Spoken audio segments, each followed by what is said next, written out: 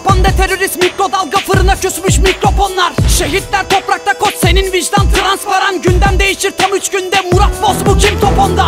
Hayatın bir kuponla değişsin ki vatanı sat. Bu Türk'ün atarı kayıp hazine, karada yürüyen gemide saklı. Sabrımsa taştı artık, izi bırakan atamdı kort gençlikten. Cesaretiniz anca damat Feride tatlım. Kardeşiz dedin tamam, silah yerine mike'ı çektim. Dağda kaç kevaşe varsa Türk askerine sakso çeksin. Birliğiniz bando şefli, tavuksunuz barkod eksik. Mayın döşeme kulaklarına ninni söyler Hayko Cepkin. Çok bayır yiyordu mermi, kaçmayın diyordu atam. Ölümün emri geldi, süngü kalkmayan giyiyordu kefen. Kanlı bayrak inmez yere tüm Türklüğün gencinden nefer. Toprak vatan marşım istiklal karşında canla beden. Şehidimiz Oğuz, Ahmet, Mustafa, Enver.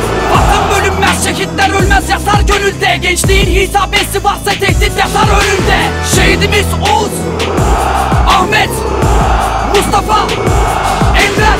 Vatan bölünmez, şehitler ölmez, yatar gönülde. Gençliğin hitabesi varsa tehdit yatar önünde.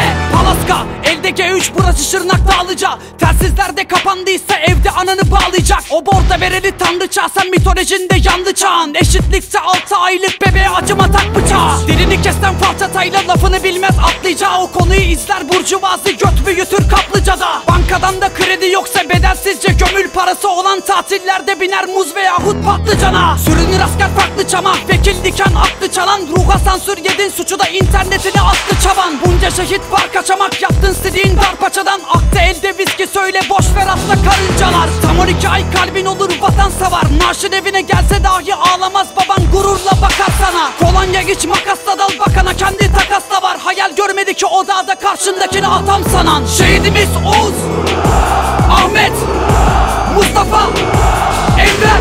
Vatan bölünmez, şehitler ölmez, yatar gönülde. Gençliğin hitabesi varsa tehdit yatar önünde.